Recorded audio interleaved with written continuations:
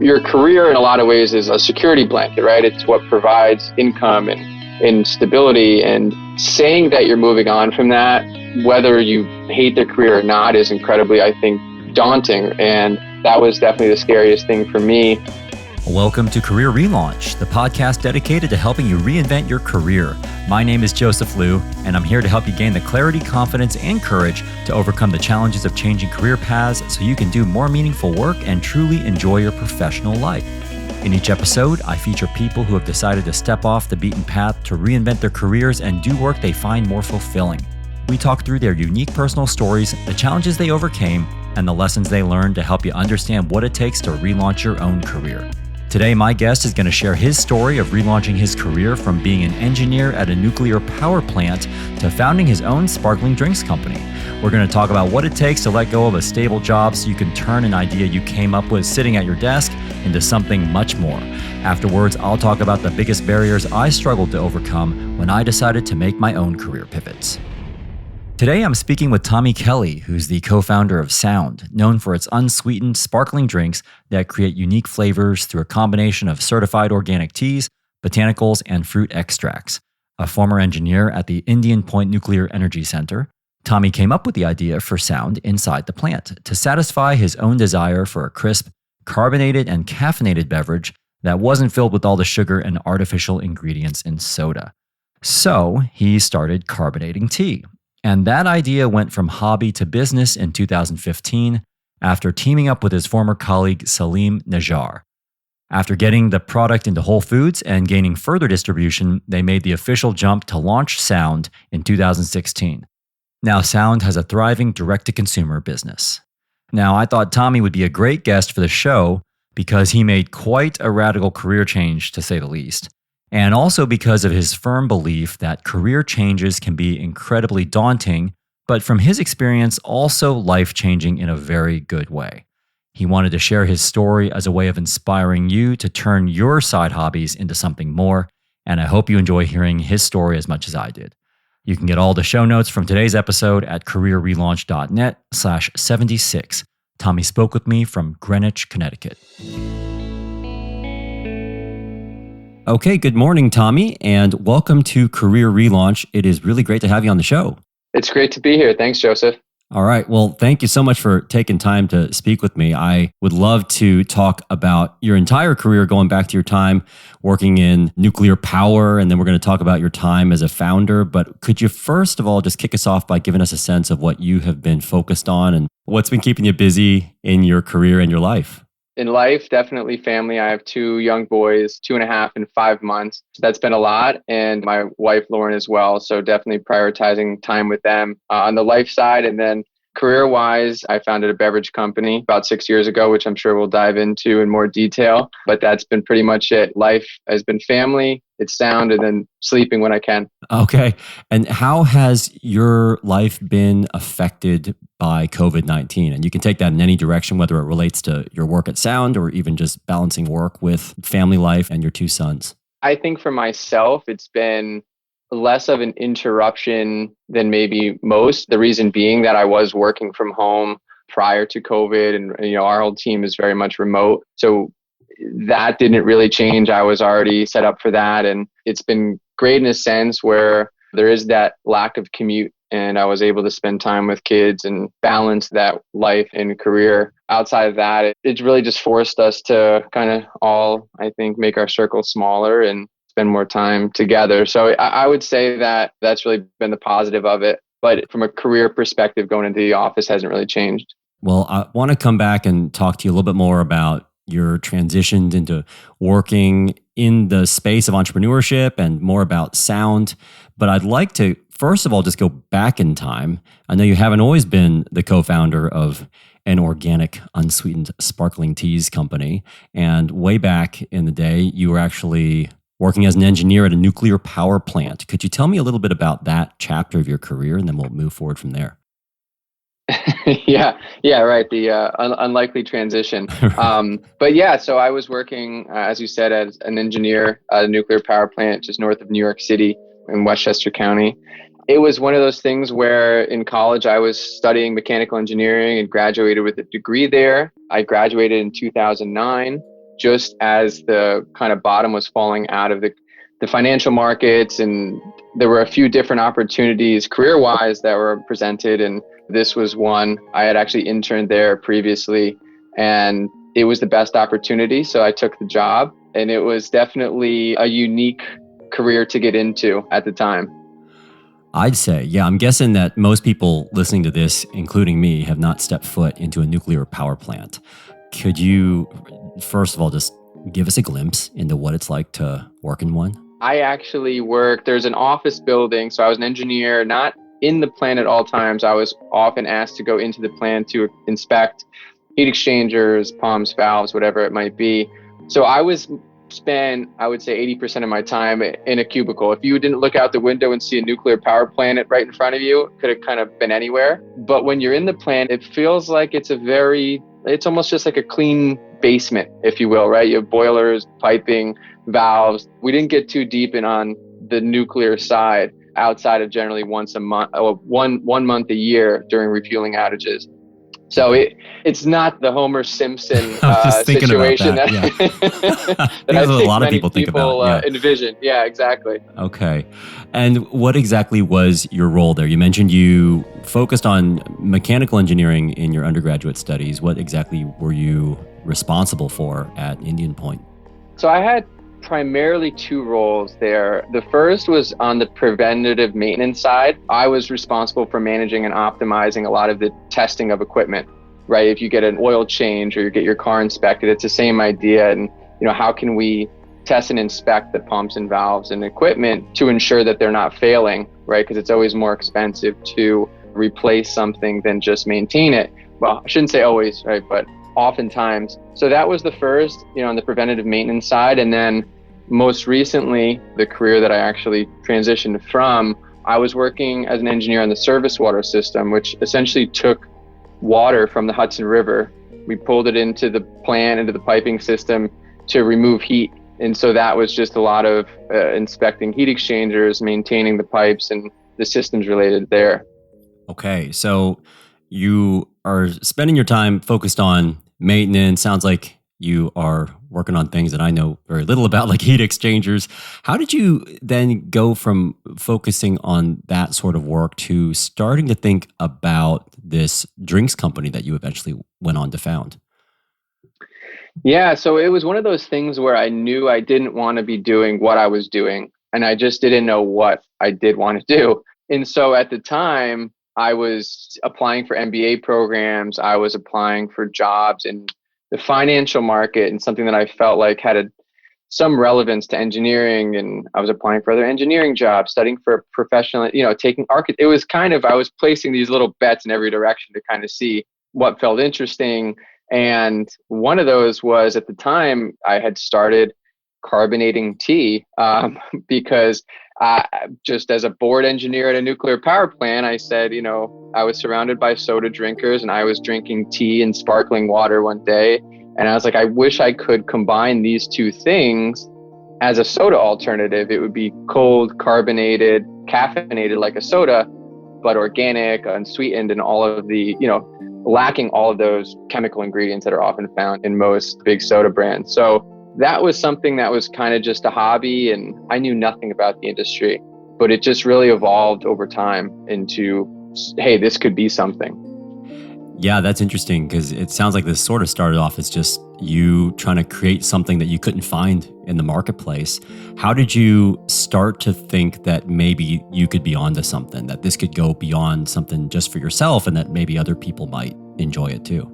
Yeah, I can kind of very vividly remember sitting at the dinner table with my wife, Lauren, who was a registered dietitian, still is, but worked in a hospital setting at the time. And in parallel with me doing this sparkling tea, she would talk about just patients who were just so, uneducated on, or there was like this predatory marketing really, where they would say, oh, I don't drink soda, I just drink ginger ale. Or no, I don't drink soda, I drink apple juice. And there was this kind of fire starting to build where it was like, this company needs to exist. Like, there should be beverage companies and really consumer companies out there that are advocating for human health and not just making money off of like really clever marketing, and Right. so that was kind of the convergence of where it was like, okay, this makes sense. It's an idea. People seem to like it. And then I think it was in those conversations where really like the passion for it started to build. And I was never passionate about tea per se, but the other thing in terms of positively impacting lives was something very much I felt passionate about. So that was really, I think, the catalyst that took it from idea more into like, okay, how can we make this into a business? Oh, I see. And you mentioned earlier that you didn't really know anything about the market or how to even, I guess, launch a brand. I know that there are people out there who listen to this show sometimes and they think, oh, I've got an idea, except I just have no idea how to move forward with it. How did you take this idea of something you were brewing up in your kitchen and turn it into something that was a commercialized product?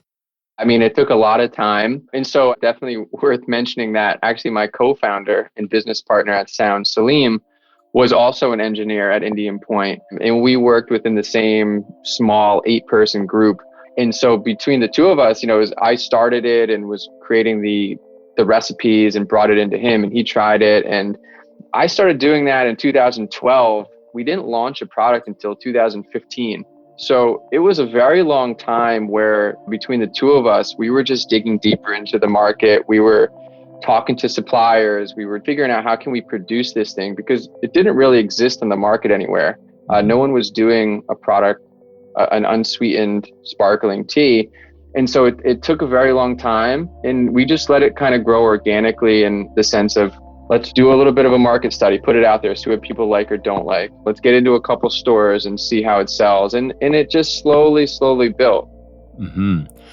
Now, one of the things you mentioned there was going to suppliers. Were you literally just looking them up and just making appointments with these people to pitch your idea to them? More or less. Yeah. That was actually something early on that definitely inspired us to really name the brand Sound. Actually, early on, our brand was called soTERRA. That was what we launched as. Oh, It was. I didn't know that. Okay.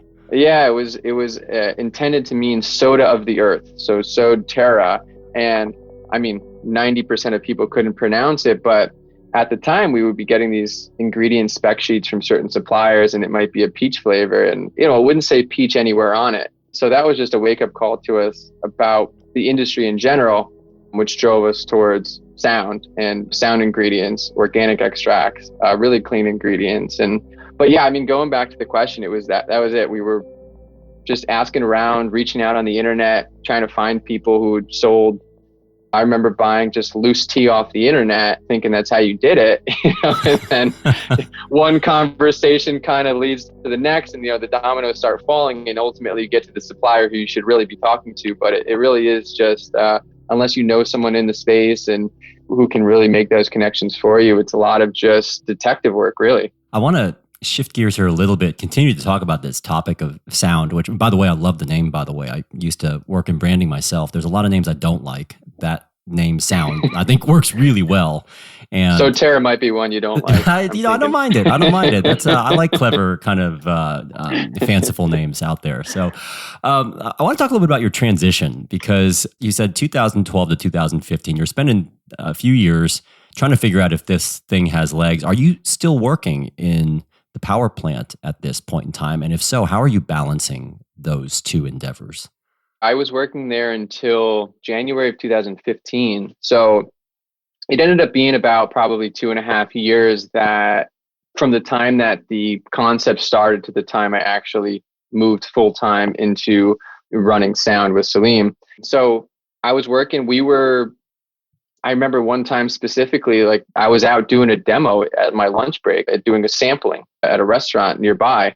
I drove there during my lunch break, and Salim called me. The plant had shut down and it was kind of all hands on deck. So he left a hard hat for me in the stairwell. I came in and ran straight into the plant. But we were using every spare minute to try to grow this business. And so it was very much kind of the great thing about the job itself too, is it wasn't demanding in a sense where we could be out the door at 3-4 o'clock and spend 4 or 5 hours a day or more later that day working on the business. And how does one decide to move from working on an idea with, in this case, a colleague, Salim, to formalizing that relationship and actually becoming co-founders? I know that finding a co-founder is something that is not easy to do.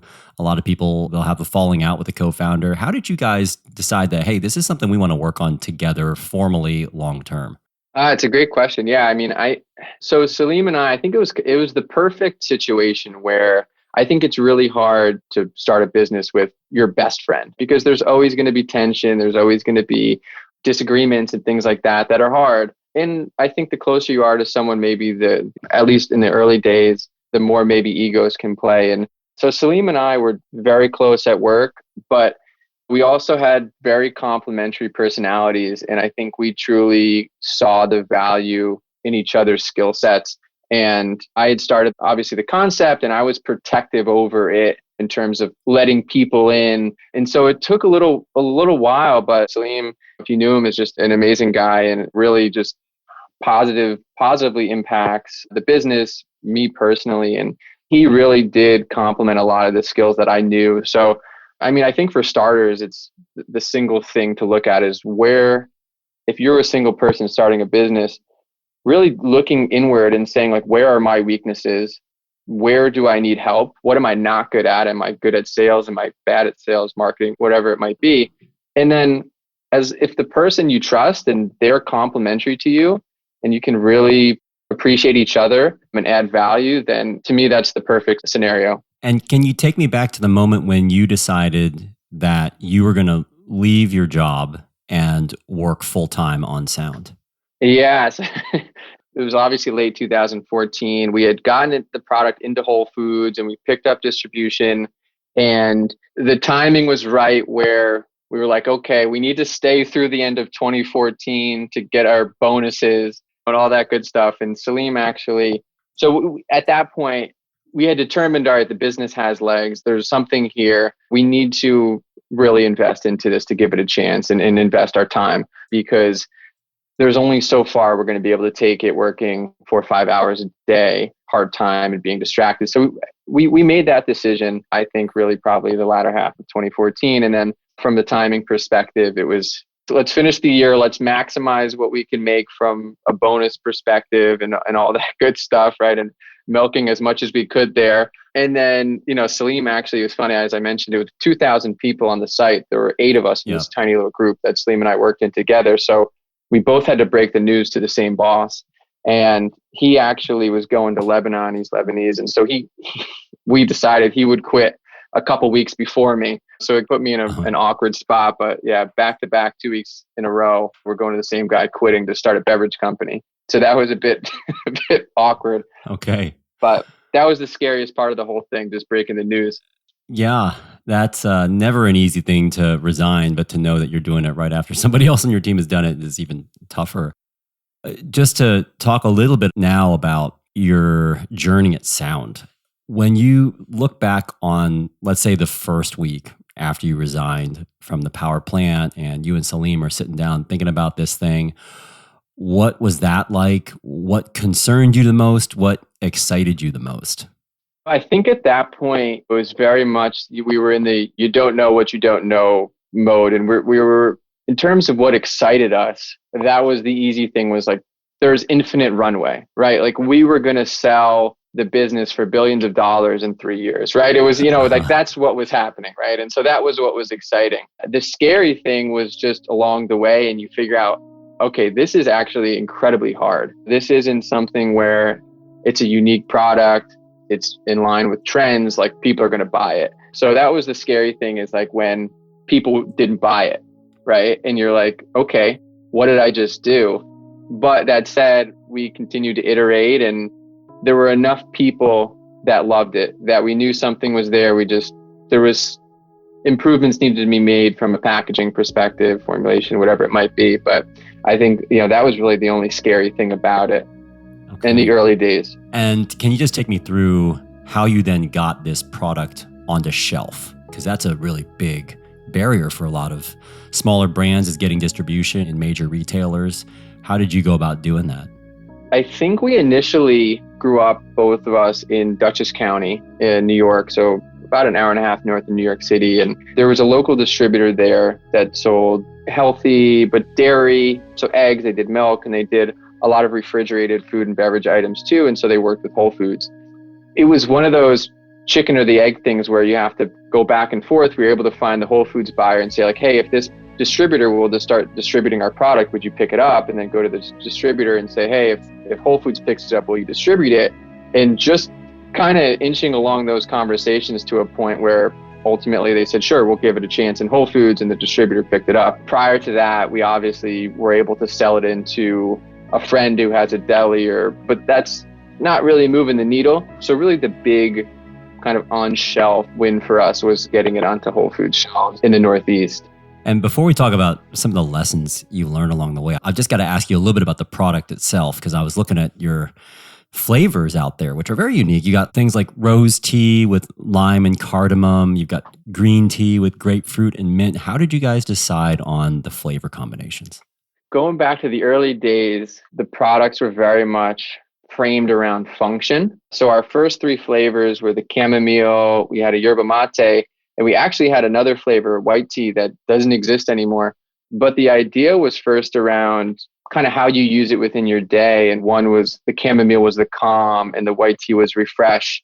And then the yerba mate was called alive. It was highly caffeinated. And so the idea was different flavors that you would drink throughout your day.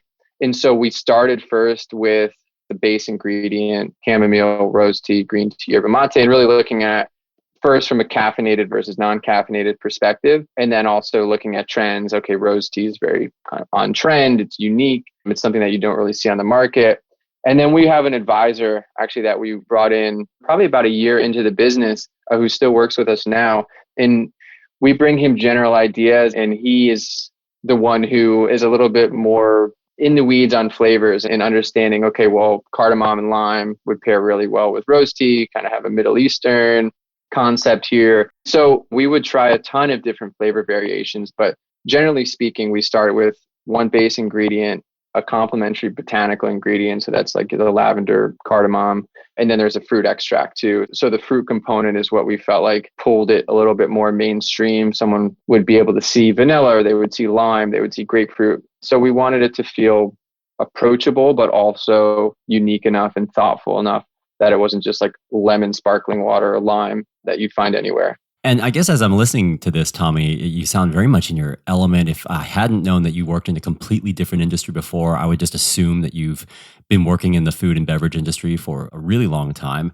How much of your past experiences in the nuclear power plant end up playing a part, if at all, in your work at Sound now? I think at the nuclear power plant, I have to say very little. That said, I think just the passions and the way my mind works, and Salim as well, really, that both drove us to pursue careers in engineering, is very much about resourcefulness, and there's a solution to every problem, and always having that mindset and continuing to learn. We both love to learn and improve and iterate. And so I think all of those things from a bigger engineering perspective are all incredibly relevant. But yeah, the nuclear power plant, for better or worse, I don't think we retained a whole lot. Well, the last thing I was hoping to talk with you about, Tommy, is just some of the lessons that you've learned along the way of your quite radical career change. And one of the things that you mentioned to me before we started recording today is that making career changes can feel incredibly daunting, but also life-changing.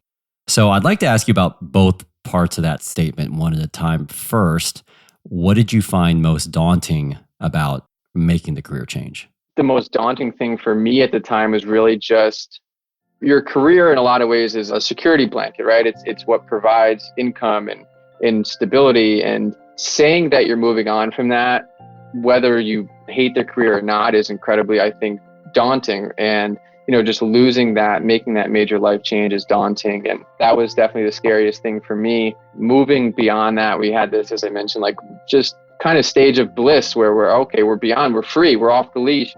And then I would say a year or so after that is when it really started to become a bit scarier on the financial side, where prior career, if I needed to take a day off, I'd get a paid day off. But when you run your own business, generally the only thing moving the needle forward is you or your business partner, right? So If you're not working, that's it, the clock stopped. So that's the scary thing there from a financial perspective is you have to be working every single day generally to be able to continue pushing that forward, to make sure that you get back into that level of security and safety where you do know there's enough of a business around you to continue paying the bills. So I think that was kind of how things evolved. It was from scary to exciting, and then a blend of both, but mostly driven by, I think, that's just that the security that a career provides for you. And how has your life changed since moving from working in a secure job at a power plant to launching and now running your own drinks company?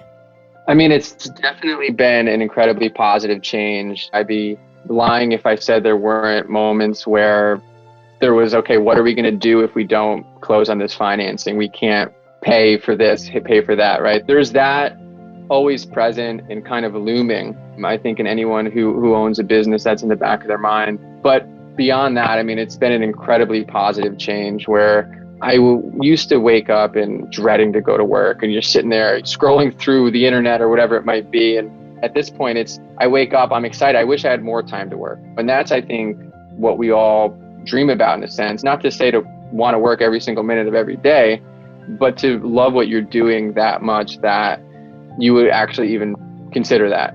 So it's been incredibly positive. And my wife actually works with us as well here. So to be able to work with her and be able to have that balance with the family as well has been incredibly positive. I did want to ask about that, Tommy, because you mentioned that you got a couple very young boys. I think one is 6 months old, the other one's not even 3 yet. How do you balance the work with fatherhood and parenthood? Because I've got one young daughter at home. She's coming up to 4, and I can barely balance anything going on around the house versus spending time with her and then also running my own business. What have you learned about managing that balance yourself? Yeah, it's a lot. I mean, we joke, my wife and I, it's like, it feels like every minute is scheduled to an extent, but the first things to go are things that are for yourself, leisure. And, I look at friends who are golfing and going on golf trips and outings and this and that and watching, so for me, it was like the first things to go away were golf, watching sports, whatever it might be. Right. And that's something that I'm very much comfortable with, loving what I do, building that, and then spending time with my family. And just, I love being a parent. So I think as long as you kind of love what you do and you love being a parent and you're willing to invest into both, I think it's definitely tricky, especially over the past year or two with COVID and all the challenges that brought, not really being able to leave. So there's definitely those challenges, but it just comes down to, I think, being focused and being scheduled, getting up early to get your workout in or to get your half hour of just personal time to sit and do whatever it is you might want to do, read a book, and just not having any wasted time, I think, is really the biggest thing. Well, I want to wrap up, Tommy, with what you're doing right now there at Sound. Can you just tell me a little bit more about what's next for you guys and what's coming up on the horizon for you at Sound? Yeah. So, I mean, for us, a lot of it now is just continuing to grow distribution. We spent a long time just iterating and evolving within the market. And a few months ago, we launched a complete revamped brand and packaging and all of that, which has been huge for the brand and our sales velocity. And so now we're starting to expand geographically, growing our team. We just hired a couple more people over the past month. So the team is growing, the business is growing, and we're really just focused on expanding it now that we really feel like we have the positioning and the product in the right spot. All right. Well, very exciting. If people want to learn more about you or Sound, where can they go? For Sound, it's drinksound.com. You can find us on Instagram, obviously, too, at drink.sound. I'm personally on Instagram, tommy.kelly. You could also email me anytime. I'm tommy@drinksound.com. I think those are probably the best two spots.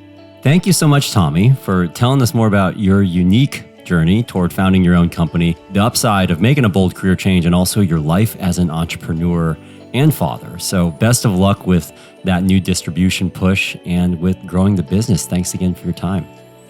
Yeah, of course. No, thank you so much for having me on to tell the story, Joseph.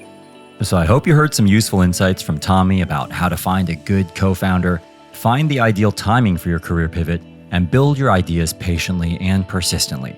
Now it's time to wrap up with today's Mental Fuel, where I'm going to share a few of the emotional hurdles I had to overcome when I decided to relaunch my own career.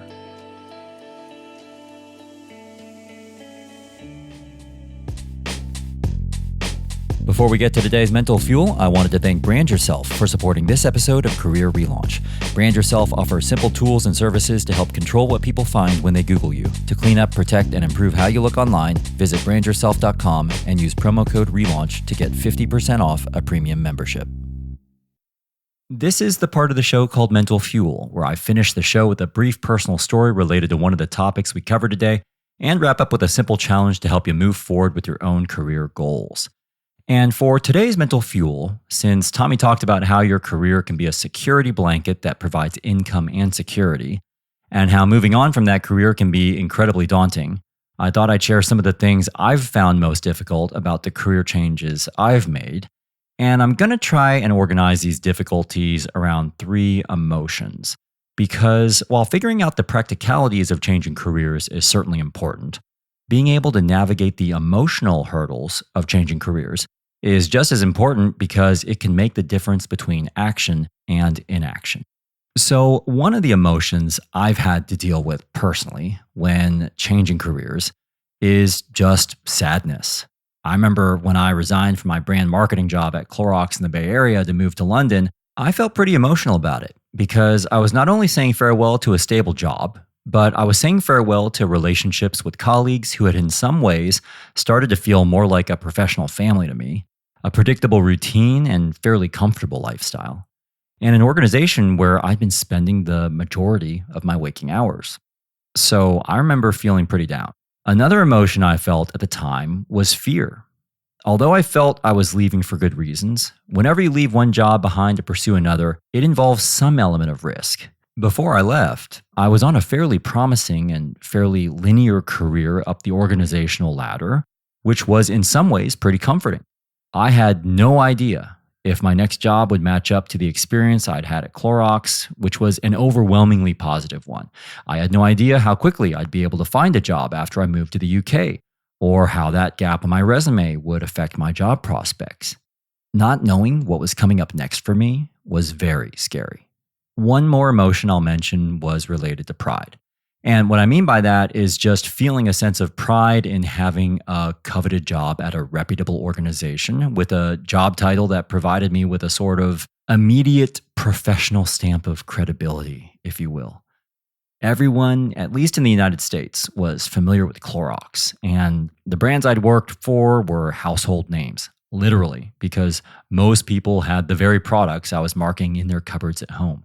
So I found it very difficult to go from being gainfully employed to being completely unemployed. Now, there's not necessarily anything wrong with not having a job, but to be honest, I felt kind of embarrassed about not having a nicely packaged response when someone asked me, "So what do you do?" This sadness, fear, and embarrassment I felt were real hurdles that I really struggled with at the time, and still do struggle with whenever I move on from work I've invested time and energy into. And I found that managing these intense emotions involved with changing career directions is as important as managing the actual logistics involved. If you are struggling with these same emotions during a career transition, I've found it helpful to start by just acknowledging the fact that you're not always going to be full of positive, bubbly emotions when you're embarking on something new, which is totally normal. I've also found it helpful to not necessarily assume that the things you feel could be issues like resume gaps, periods of unemployment, or having a nonlinear career path will be an issue in the eyes of others. Sometimes I catch myself projecting my own fears I have about my own situation onto others, just to later find out that they didn't actually think these things were that big of a deal. Finally, I noticed that when I talked about what I was feeling with people from more traditional linear career paths, they wouldn't exactly make me feel any better about my situation, and in fact caused me to question my choices a lot, because their judgments were, of course, understandably biased by their experiences. Now, I actually don't mind and in fact welcome honest feedback, but during those times when you're already feeling a little bit fragile, I actually find it a lot more reassuring and productive to try and connect with similarly minded people who made similar choices to step off the beaten path themselves. So I hope hearing Tommy's story and my own experiences here can be reassuring to you if you're also feeling a bit overwhelmed by the daunting emotions of changing career paths.